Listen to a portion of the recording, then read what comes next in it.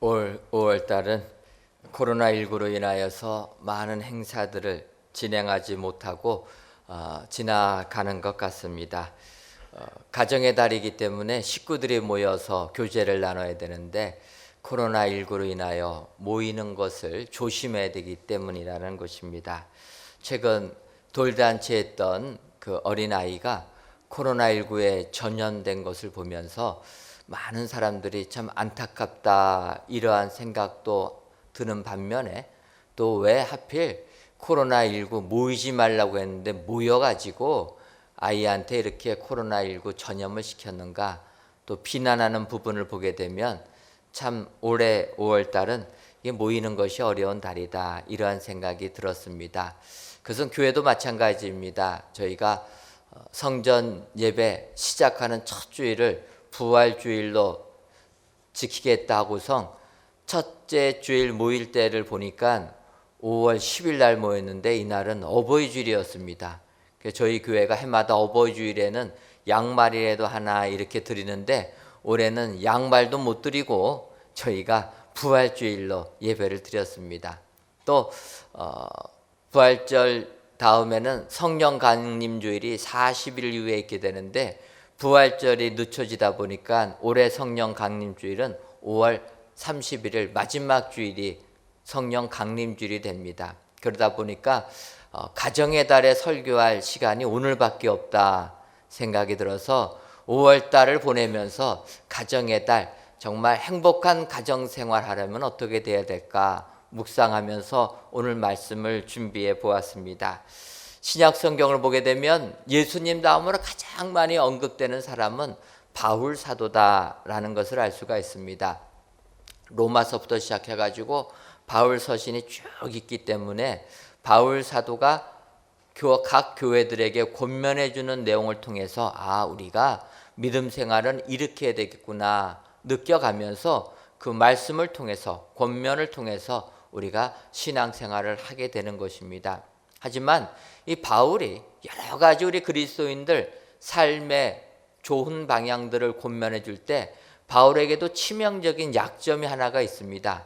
그 약점이 무엇이냐면은 부부 생활에 대하여서는 사실 바울 사도가 권면해 주는 것이 그렇게 우리에게 와닿지 않는다라는 것입니다. 왜 그렇습니까?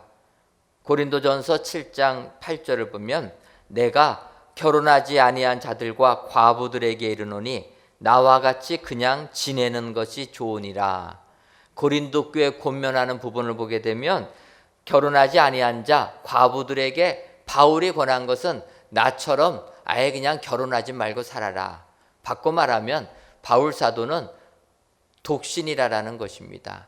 그러니까 독신인 사람이 결혼에 대해서 이야기한다라는 것은 그렇게 마음에 와닿지 않는다라는 것입니다.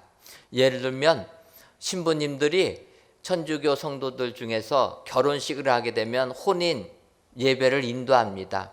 그때 신부님들이 강론이라는 것, 개신교로 말하면 목사님들 설교인데 혼인 미사를 집례하면서 강론을 할 때 이제 결혼하면 이렇게 살아라 이야기하지만 사실 그분들 결혼 생활이 뭔지 모릅니다. 모르는 분들이 배운 지식 가지고 이야기를 하다 보니까 그게 그렇게 마음에 와닿지 않는다라는 것입니다. 어찌 보면 결혼식 혼인 예배는 개신교 목사들이 해야 된다. 살아보지 않았습니까? 체험에서 나오는 말씀이 더욱더 은혜로운 말씀이 될 줄 믿습니다. 그러니까 저도 많이 초청해 주세요. 그래서 욥은 이런 이야기를 합니다. 내가 죽기에 대하여 귀로 듣기만 하였사오나 이제는 눈으로 주를 배움나이다. 욥은 동방의 은인입니다. 그래서 믿음 생활 잘한 사람이었는데 그가에게 고난이 닥치기 전에도 믿음 생활 잘했습니다. 하지만 그가 정말 상상할 수 없는 고난을 겪고 나서 그가 고백하는 내용입니다. 내가 고난 당하기 전에 하나님 섬긴다고 한 것, 그건 내가 죽기에 대하여 귀로 듣기만 한 것이었습니다. 하지만 고난을 통해서 실제로 하나님을 체험하고 나니까 이제야 비로소 내가 믿음 생활이 뭔지 하나님이 무엇인지 눈으로 주를 배움나이다. 따라서 오늘 이 시간 행복한 가정생활을 하려면은 우리가 어떠한 분을 모본으로 삼고 배워야 될까 생각하다 보니까 이제 바울 사도는 탈락했고, 그래서 그 다음에 나온 사람 시몬 베드로, 예수님의 수제자 베드로를 보면서 은혜를 나눠보려고 합니다. 베드로 주의 제자로서 열심히 주님의 일 감당했는데 그는 가정을 이루고 주의를 감당했다라는 것입니다. 따라서 오늘 본문에 쓴 말씀 가지고 시몬 베드로의 가정이 어떠한 가정이었는가 살펴보시고, 이러한 모습을 본받으셔서 행복한 가정, 성령 충만한 믿음의 가정을 꾸리시는 모든 성도님들 되시기를 주님의 이름으로 축원합니다. 그렇다면 시몬의 가정은 어떠한 가정입니까? 첫째로 시몬의 가정은 부모님을 모시는 가정입니다. 오늘 보면 누가복음 4장 38절을 보면 예수께서 일어나 회당에서 나가사 시몬의 집에 들어가시니 시몬의 장모가 중한 열병을 앓고 있는지라 사람들이 그를 위하여 예수께 구하니 라고 말씀하고 있습니다. 이 부분에서 예수님께서 시몬의 집에 들어가시니 시몬의 장모가 중한 열병을 앓고 있었다 라는 표현을 보게 되면 시몬 베드로의 집에 장모님이 함께 살고 있었다라는 것을 우리는 볼 수가 있습니다. 사실 부모님을 모시고 산다라는 게 쉬운 일이 아닙니다. 그래서 우리나라도 예로부터 고부간의 갈등이 있지 않습니까? 시어머니하고 며느리의 갈등이 있는 것입니다. 어찌 보면 시부모님 모시는 것보다는 조금 쉽겠지만 사위가 처갓집 식구들 모시는 것도 그렇게 쉬운 것은 아니다라는 것입니다. 그런데 오늘 본문 보게 되니까 시몬 베드로는 장모님을 모셨다라는 것입니다. 어떤 분들은 이야기합니다. 사위가 처갓집 덕 좀 보려고 그런 게 아닌가. 요즘에 그러는 사람들도 있는데 이 성경을 보게 되면 처갓집 덕 본 사람도 많이 있습니다. 예를 들면 야곱, 아버지 이삭을 속여가지고 축복 기도를 받게 됩니다. 그래서 형 에서가 분노해서 야곱을 죽이려고 하니까 그냥 걸음만 날 살아라 도망을 갑니다. 어디로 도망갑니까? 바단 아람에 있는 외산촌 댁으로 갔는데 거기서 레아와 라헬과 결혼해가지고 20년 동안 살게 됩니다. 그냥 목숨 살으려고 도망갔는데 처갓집 장인어른 라반의 밑에서 20년 동안 살다가 많은 유축들 이끌고 고향으로 돌아온 겁니다. 결혼도 하게 되고 재산도 증식하게 되고 어찌 보면은 라반의 덕을 많이 보게 된 사람입니다. 이처럼 처갓집 덕을 보는 사람도 있는데 오늘 본문의 베드로는 그렇지도 않았다라는 겁니다. 왜냐하면 오늘 성경을 보니까 베드로 집에 가니까 장모님이 병에 걸려서 앓고 있었다. 장인 어르신은 언급이 되지 않습니다. 어찌 보면은 그래서 장인 어르신은 안 계셨다라고 볼 수가 있고, 장모님이 병을 낳았는데 그 다음 구절 보니까 병 낫자마자 시중을 들었다라는 것입니다. 예수님과 같이 동행한 주의 제자들에게 음식 준비해가지고 차려들었다. 이 부분을 보게 되면 베드로가 모셨던 장모님은 평범한 주부였다라는 겁니다. 병들었다가 낫게 되니까 하던 일이 다른 게 아니고 음식 준비해가지고 대접해드리는 이런 장모님. 바로 베드로는 이렇게 덕 보려고 한 게 아니라 부모님이기 때문에 모셨다라는 것입니다. 여러분, 행복한 가정은 부모님을 잘 모시는 가정, 이 가정이 복을 받는 가정이 돼야 되는 줄 믿습니다. 사실 부모를 모신다는 것은 어렵지만 부모님을 잘 봉양할 때 축복이 된다라는 것입니다. 사실 부모님이 연세가 들으면은 이제 자녀들을 위하여 도움 줄 게 별로 없습니다. 가진 게 없게 됩니다. 그래서 어르신들이 많은 이야기를 해요. 이제 내가 나이가 들어서 너희들을 위하여 도와줄 게 없구나. 하지만 여러분, 부모님이 자녀들을 위하여 해주실 수 있는 게 무엇입니까? 축복 기도라는 것입니다. 교회가 성전을 건축하니까 어르신들이 그런 얘기 합니다. 내가 젊었을 때는 건축 예물도 많이 드렸는데 이제 나이가 들어서 건축 예물도 드리지 못하니까 죄송하기만 합니다. 그래서 제가 그 어르신들한테 말씀드렸습니다. 무슨 얘기냐고. 우리 어르신들 교회 위해서 기도해 주시면 됩니다. 어르신들의 기도를 통하여 우리 교회가 아름다운 성전을 건축하게 될 줄 믿습니다. 베드로가 이렇게 장모님을 봉양하고 모실 때 그 가정이 복이 된다라는 것입니다. 우리가 아는 대로 요셉이 있습니다. 요셉이 애굽의 총리가 되었을 때 이제 아버지 야곱을 만나게 됩니다. 아버지 야곱이 살아있다라는 이야기를 듣고 살 수가 없으니까 애굽 고센 땅에 와서 사시라. 땅도 마련하고 집도 마련해서 아버지를 잘 봉양합니다.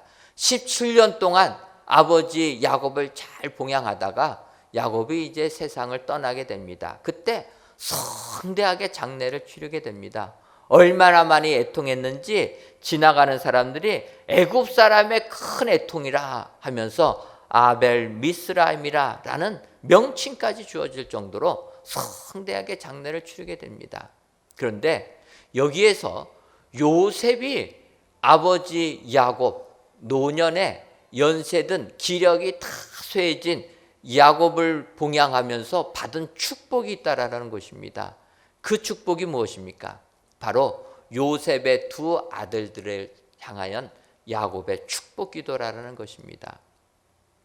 야곱이 죽기 전에 요셉의 두 아들들 므낫셋과 에브라임을 오라고 해서 축복 기도해 줍니다. 야곱의 축복 기도가 어찌 보면은 요셉의 가문에 그대로 임하여서 요셉의 아들 되는 므낫셋과 에브라임이 큰 번성함의 은혜를 받았다라는 것입니다. 우리가 아는 대로 이스라엘은 12지파로 되어 있다고 합니다. 12지파는 야곱의 12아들입니다. 그런데 12아들로 시작한 12지파가 나중에는 요셉의 지파를 언급하지 아니하고 므낫셋 반지파, 에브라임 반지파 이렇게 얘기합니다.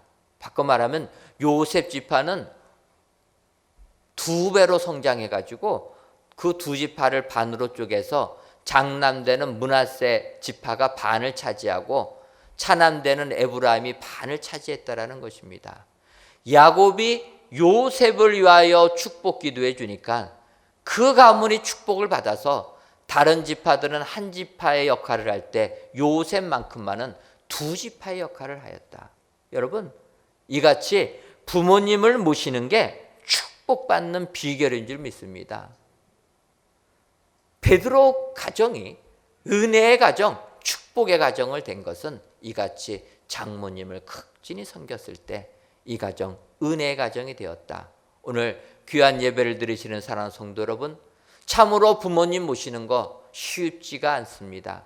어렵지만 어려워도 부모님을 모실 때 그 가정은 복된 가정이 된다. 자손이 번성하는 축복의 가정이 된다. 오늘 성경이 약속해 주는 줄 믿습니다. 오늘 이 말씀을 기억하셔서 부모님을 잘 모시고 섬김으로 행복한 가정이 되시는 여러분들 되시기를 주님의 이름으로 축원합니다.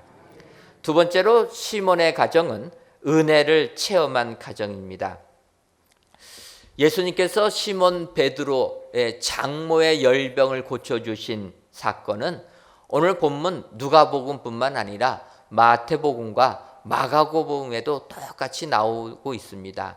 세 복음서에 같은 내용이 나온다라는 것은 그만큼 이 내용이 중요한 것을 의미하고 있다라는 것입니다.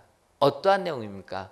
시몬의 장모가 열병을 낫게 되는 은혜를 받았다라는 것입니다. 바꿔 말하면 행복한 가정은 은혜를 체험해야 된다라는 것입니다. 베드로의 가정은 장모님도 은혜를 받았다라는 것입니다. 더 나아가 베드로도 주님으로부터 은혜를 받습니다. 누가복음 5장을 보게 되면 예수님께서 베드로를 제자로 부르실 때 다른 성경 구절에는 안 나왔지만 누가복음에는 이렇게 나와 있습니다. 베드로가 밤이 맞도록 고기를 잡으려고 했는데 한 마리도 잡지 못했을 때 주님이 베드로에게 명하십니다. 깊은 데 가서 그물을 내리라. 이에 베드로가 주의 말씀에 순종해서 그 말씀을 의지해서 내가 그물을 내리겠습니다 하고 깊은 바다에 그물을 내리니까 고기가 많이 잡히게 되었다. 성경을 표현을 보게 되면 그물이 찢어질 정도로 고기를 찾게 되었다. 베드로도 이런 은혜를 체험했다라는 것입니다. 장모님도 주님의 은혜를 체험하고 베드로도 주님의 은혜를 체험하니까 그 가정은 행복한 가정이 되었다라는 것입니다. 오늘 귀한 예배를 드리시는 사랑하는 성도 여러분, 행복한 가정, 복된 가정 되기를 원하십니까? 그렇다면 하나님의 은혜를 체험하시는 가정들이 되시기를 바랍니다. 여러분, 하나님의 은혜를 체험하려면 우리가 어떻게 해야 되겠습니까? 여러분, 은혜는 하나님이 선물로 그냥 주시는 겁니다. 뭐 우리가 노력한다고 은혜 받는 거 아닙니다. 하지만 초대교회 성도들이 오순절 마가의 다락방에서 성령의 은혜를 체험하는 것을 보게 되면 그들이 마가의 다락방에 모였다라는 것입니다. 은혜의 자리에 모이는 사람이 은혜를 받게 되는 줄 믿습니다. 오늘 이 자리가 하나님께서 우리들에게 내려주시는 은혜의 자리인 줄 믿습니다. 이 자리에 나왔다고 하면 하나님께서 은혜를 주시기에 우리가 이 자리 식구들과 같이 나와서 예배를 드린다고 하면 우리는 행복한 가정이 되게 될 줄 믿습니다. 비록 코로나19 때문에 성전에 나오지는 못하고 각 처소, 각 가정에서 예배 드린다 할지라도 온 식구들이 함께 예배 드릴 때 하나님의 은혜가 그곳에 임하게 되는 줄 믿습니다. 세상을 살면서 우리가 행복한 가정을 만들려면 은혜의 자리에 모여야 된다. 여러분, 사도행전을 보게 되면 브리스길라와 아굴라 가정이 있습니다. 이 가정은 바울 사도를 만나게 됩니다. 사도행전 18장을 보게 되면 바울 사도가 이제 고린도 지역에 도착했는데 그곳에 도착해 보니까 아굴라와 브리스길라 가정이 로마에서부터 고린도 지역에 이사와 있었다라는 것입니다. 그래서 바울이 그 가정에 가서 같이 일을 하면서 살았다라는 것입니다. 이때 성경이 뭐라고 얘기하냐면 바울과 아굴라의 직업이 천막을 만드는 직업이 같으므로 바울이 그들과 함께 살며 일을 했다라는 것입니다. 바울이 아굴라와 브리스길라 가정에 같이 기거하면서 살면서 일을 하니까 그 자리 아굴라와 브리스길라가 바울을 만나면서 은혜를 받게 되었다라는 것입니다. 이들이 은혜를 받으니까 브리스길라 아굴라 이 가정이 방방곡곡을 다니면서 복음을 증거하는 위대한 사역자 가정이 되었다라는 것입니다. 여러분, 은혜의 자리에 함께 있는 것이 축복인 줄 믿습니다. 브리스길라와 아굴라 가정처럼 은혜의 자리에 함께 있어서 바울을 만나니까 예수님 믿게 되고 은혜 받아서 이들 부부가 항상 초대교회 복음 전하는 귀한 사역을 감당했다라는 것입니다. 오늘 귀한 예배를 드리시는 사랑하는 성도 여러분, 행복한 가정 되기를 원하십니까? 그렇다면 먼저 은혜를 체험하시는 축복의 가정들 다 되시기를 주님의 이름으로 축원합니다. 마지막 세 번째로 시몬의 가정은 늘 함께하는 가정입니다. 오늘 읽지는 않았지만 고린도전서 9장 5절을 보게 되면 우리가 다른 사도들과 주의 형제들과 게바와 같이 믿음에 자매된 아내를 데리고 다닐 권리가 없겠는가 느냐라고 바울 사도가 이야기하는 부분입니다. 바울 사도가 이렇게 말하는 것을 보게 되면 바울 사도가 독신으로 혼자 다니는 것 사람들이 뭐라고 했다라는 거예요. 그래서 이제 변명하는 의미에서 이렇게 이야기를 하는 것입니다. 그런데 이 부분을 보게 되면 게바, 베드로는 같이 믿음에 자매된 아내를 데리고 다녔다라는 것입니다. 그러니까 베드로는 복음을 증거하러 다닐 때 아내와 함께 했다라는 거예요. 여러분, 이게 중요한 것입니다. 바울처럼 혼자 다니면 문제가 되는 거예요. 제가 미국에 유학을 갈 때 비자가 안 나와가지고 저 혼자만 미국에 갔습니다. 1년 반을 아내는 한국에다가 놔두고 저 혼자 유학을 가서 공부를 했는데, 결혼한 사람이 혼자서 생활하는 게 참 불편합니다. 매사에 조심할 게 많이 있어요. 같이 신학교 학생 중에서 여학생하고 커피라도 한 잔 마시면 문제가 되는 겁니다. 왜 그렇습니까? 아내가 있으니까. 총각 같으면 아무런 문제 없습니다. 총각 같으면 아무 여자나 만나도 문제 될 게 없어요. 왜 그렇습니까? 결혼하면 되니까.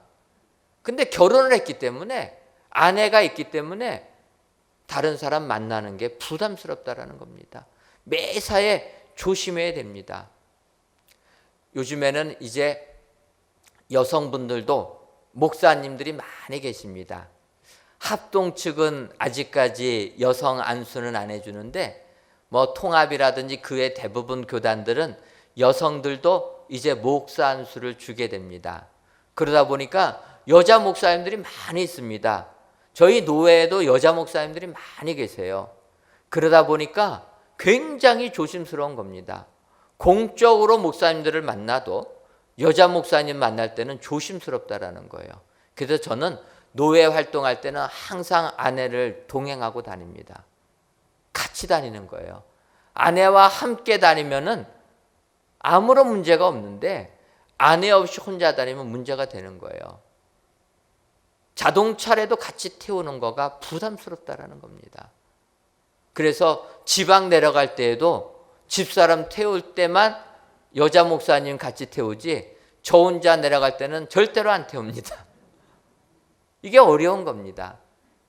그런데 오늘 성경을 보게 되면 베드로는 아내와 같이 다녔다라는 거예요. 여기서 우리가 알 수 있는 것은, 복받는 가정, 행복한 가정은 부부가 늘 함께하는 가정이라는 것입니다. 바늘과 실과 같이 떨어지지 아니하고 이유되지 아니하고 항상 같이 다니는 사람들, 이 사람들이 행복한 가정이 된다라는 것입니다. 그래서 이제 베드로가 아내와 항상 같이 다녔다라는 구절을 보면서, 그러면 이제 베드로는 남자의 입장이고 아내된 베드로의 아내의 입장은 어떠할까 한번 생각해 보았습니다. 여러분, 베드로의 아내로서 베드로와 함께 복음 전하는 사역 얼마나 힘들겠습니까? 나그네처럼 항상 여행 가방 들고 다녀야 되는데 안정할 게 아무것도 없는데 얼마나 힘들겠습니까? 요즘에 우리나라도 캠핑 문화가 많이 보급되고 있습니다. 캠핑 가기를 좋아하는 거예요. 그런데 캠핑 갈 때 남자들은 좋아하는데 어떻게 아내 되신 분들 캠핑 가는 거 좋아하십니까? 아내들은 싫어한다라는 거예요. 왜냐하면 왜 돈 주고 사서 고생하냐? 호텔 같은 데로 데리고 가지 왜 힘든 산에 데리고 가가지고 죽도록 고생시키냐? 싫어한다라는 거예요. 베드로의 아내는 소위 말하면 이렇게 육체적으로 고생하면서 갔다라는 거예요. 그런데도 같이 다녔다라는 것입니다. 더 생각해 보게 되면요, 육체적인 고생은 그래도 견딜만 합니다. 더 힘든 게 무엇입니까? 정신적으로 스트레스 받는 게 어렵다라는 거예요. 제가 베드로를 보면서, 베드로, 지금 이 시대에 베드로가 태어났더라면 장가나 갈 수 있었을까? 그렇게 고민을 해봤습니다. 여러분, 베드로가 지금 이 시대에 태어났다면 장가 갈 수 있었겠습니까? 아무리 쳐다봐도 베드로 장가 못 갔을 겁니다. 왜 그렇습니까? 성격이, 이게 뭐 좋은 성격이 아닙니다. 변덕이 줄구뚝하고 성격이 급하고 난리도 그만한 난리가 없습니다. 그런 뜻 받들고 살 여자가 어디 있습니까? 2000년 전에 베드로 부인이나 하니까 살았지, 요즘 시대는 베드로 장가도 못 갑니다. 베드로요? 예수님께서 변화산에서 변화되십니다. 영광스러운 몸으로 변화될 때 베드로가 뭐라고 얘기합니까?